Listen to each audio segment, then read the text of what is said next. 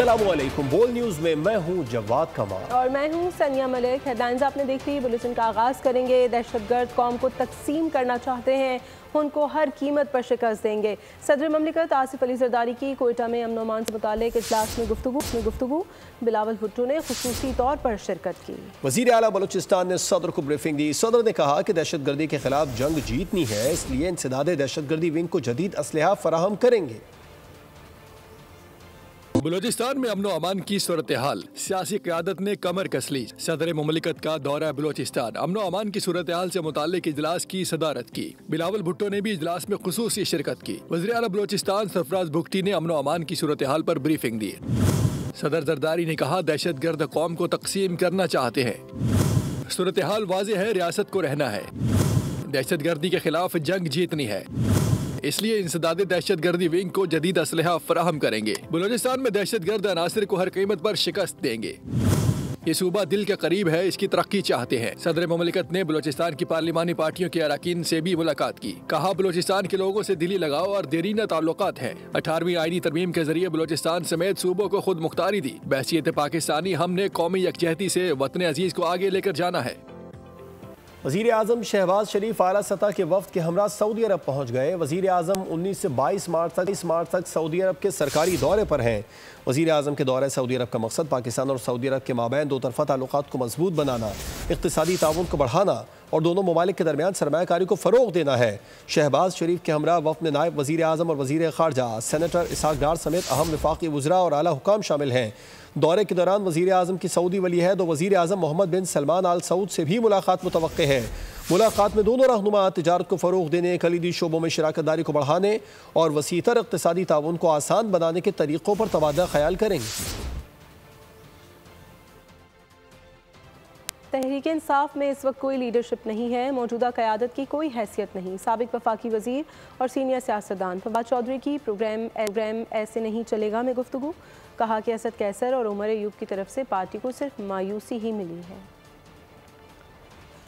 की लीडरशिप तो इस वक्त है नहीं। पहली बात तो है, तरीके इंसाफ तो अब एग्जिस्ट नहीं करती। These people doesn't matter। ये तो अजनबी है, ये तो सियासत में भी अजनबी हैं, पीटीआई में भी अजनबी हैं, इमरान खान के लिए भी अजनबी हैं। ना पीटीआई इन्हें जानती है, ना ये पीटीआई को जानते हैं। उमर अयूब साहब की तरफ से, असद कैसर साहब की तरफ से फिलहाल तो सिर्फ पार्टी को मायूसी मिली है और कुछ नहीं मिला। उनमें शायद उनमें वो नहीं है, सलाहियत नहीं है लीड करने की, जिसकी वजह से वो पीछे रह गए हैं। बहुत अहम बात यह है कि हम अपोजिशन पार्टियों के साथ मिलकर ग्रैंड अलायंस बनाए, लेकिन अनफॉर्चुनेटली पीटीआई के पास इस वक्त लीडरशिप नहीं है, कद के लोग नहीं है जो कि इस अलायंस को मैच्योर कर सके। नवाज शरीफ ने नेशनल सिक्योरिटी कमेटी इजलास में शिरकत करना थी, तबीयत की खराबी के बायस नहीं जा सके। जहाँ ज़रूरत होगी वहाँ जाएंगे। नून लीगी रहनुमा मरियम औरंगजेब ने कहा, कौमी सलामती कमेटी के इजलास में सब ने दहशतगर्दों के खिलाफ एलामिया जारी किया। इस एलामिया पर सिर्फ पीटीआई के दस्तखत नहीं थे। उन्होंने शहीद कोर कमांडर कोयटा के खिलाफ प्रोपेगेंडा किया, फौज के खिलाफ गिलाजत बकते हैं। जाफर एक्सप्रेस पर हमले की मजम्मत क्यों नहीं आई? गंडापुर साहब इस्तीफा दें अगर सूबा नहीं चल सकता।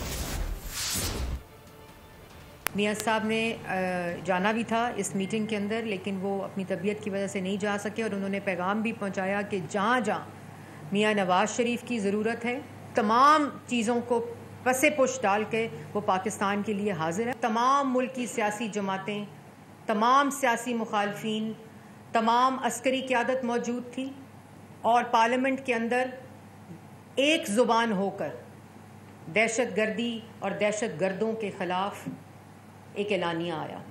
उस एलानिए के ऊपर सिर्फ एक जमात के दस्तखत नहीं थे। तो कोर कमांडर कोयटा और वो शहीद हो गए।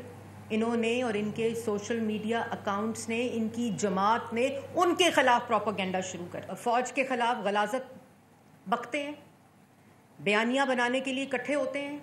इंटरनेशनल जितने सोशल मीडिया अकाउंट्स हैं, जाफर एक्सप्रेस की कॉन्डमनेशन वहाँ से क्यों नहीं आई? तुम्हारी वहाँ 12 साल से खैबर पख्तूनख्वा में हुकूमत किसकी है? गंडापुर साहब आपकी है। इस्तीफा दो, कहो सूबा नहीं चलता मेरे से। अपोजिशन इत्तेहाद ने ईद के बाद अमन अमान की सूरत हाल पर ऑल पार्टीज कॉन्फ्रेंस बुलाने का ऐलान कर दिया। कॉन्फ्रेंस में हुकूमत के अलावा तमाम सियासी जमातों को दावत दी जाएगी। इजलास में बाकायदा तौर पर इस तहरीक के बुनियादी ढांचे की मंजूरी दी गई। तहरीक को मुनज़्ज़म करने के लिए मज़ीद 3 ज़ैली कमेटियाँ तश्कील दी। राबता कमेटी की सरबराही असद कैसर को दी गई है।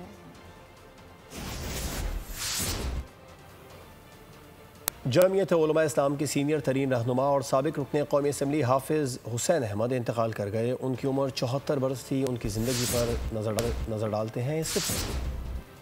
पाकिस्तान का नामवर सियासतदान हमसे जुदा हो गया। जमीयत उलमा इस्लाम के सीनियर रहनुमा हाफिज हुसैन अहमद इंतकाल कर गए। हाफिज हुसैन अहमद कुछ अरसे से अलील थे। हफ्ते में 2 रोज उनका डायलिसिस हो रहा था। हाफिज हुसैन अहमद 1951 में कोयटा के एक मजहबी घराने में पैदा हुए। इब्तदाई तालीम कुरान, हदीस, फिक़्ह और अरबी अदब में हासिल की। उनके पास दीनी उलूम में दरस निज़ामी और हिफ्ज़ कुरान की असनाद थीं।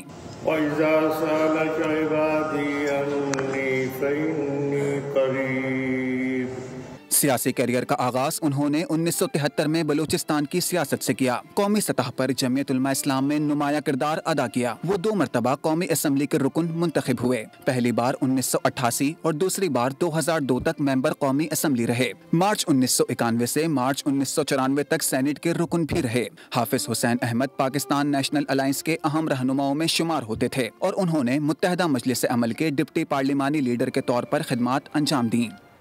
JUI के सीनियर रहनुमा हाफिज हुसैन अहमद के इंतकाल पर सदर ममलिकत आसिफ जरदारी, वज़ीर आज़म शहबाज शरीफ, मौलाना फजल रहमान, स्पीकर कौमी असम्बली एयाज सादिक, बिलावल भुट्टो समेत दीगर सियासी और मजहबी जमातों के रहनुमाओं ने इज़हार ताज़ियत किया है।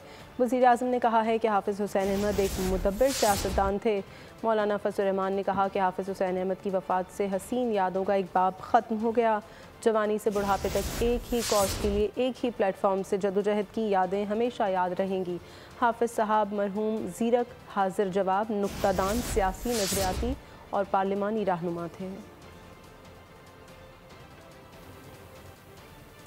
मुल्क में चीनी की कीमतें आसमान से बातें करने लगी हैं। शुगर मिल्स मालिकान की मनमानियाँ और मुतालबे पर हुकूमत ने सर तो जोड़े, लेकिन कीमतें कम ना हो सकीं। इसहाक डार ने चीनी की फ़ी किलो कीमत 164 रुपये मुकर्रर कर दी। शहरियों ने कीमतों पर तशवीश का इजहार किया है। हुकूमत और शुगर मिल्स मालिकान के दरमियान क्या खिचड़ी पकी। चीनी की फ़ी किलो रिटेल प्राइस 164 रुपये मुकर्रर कर दी गई। चीनी से मुतालिक अहम इजलास के बाद नायब वज़ीर आज़म इसहाक डार ने चीनी के नए रेट मुकर्रर करने का ऐलान किया। कहा कि 1 माह तक चीनी की एक्स मिल कीमत 159, रिटेल प्राइस 164 रुपये फ़ी किलो होगी। नायब वज़ीर आज़म के बयान पर अवाम ने हैरत का इजहार किया। पूरा रमज़ान गुजर गया सर, चीनी महंगी होती रही है, किसी को ख्याल ही नहीं था। अब गवर्नमेंट को जाके ख्याल आया। अब जब तक ये अपना प्लान एग्जीक्यूट करेंगे तब तक तो मतलब रमज़ान ख़त्म होंगे, तो शायद इनका जो अभी का प्लान है वो 2026 के लिए अप्लाई हो। MNA MPS सारों की मिले हैं, यही सब बढ़ाते हैं, यही करते हैं, यही इनका ऊपर होल्ड है। 18 रोजे गुजर गए तो अब जाग रहे, काहे के लिए जाग रहे? सो जाओ, उनको जगाने की जरूरत नहीं है, ये सोए में अच्छे लग रहे हैं। चीनी की कीमत में इजाफा किसी सूरत बर्दाश्त नहीं। शुगर को अल्हम्दुलिल्लाह इनफ क्वांटिटी है, कोई शॉर्टेज नहीं है, ना शॉर्टेज होगी। अगर कोई आर्टिफिशियल शॉर्टेज करने की कोशिश करेगा तो हुकूमत फिर आईनी हाथों से उससे निपटेगी। शुगर मिल्स मालिकान ने चीनी की कीमत कम करने से इनकार किया था और सप्लाई रोकने की धमकी भी दी थी। रिटेल मार्केटों में चीनी 170 से 175 रुपए फ़ी किलो फरोख्त हो रही है। हुकूमत की जानिब से कीमतों को मुस्तहकम करने की कोशिश के बावजूद कोई खास कमी देखने में नहीं आई। सब्सक्राइब करें और बेल दबाएं ताकि कोई खबर रह न जाए।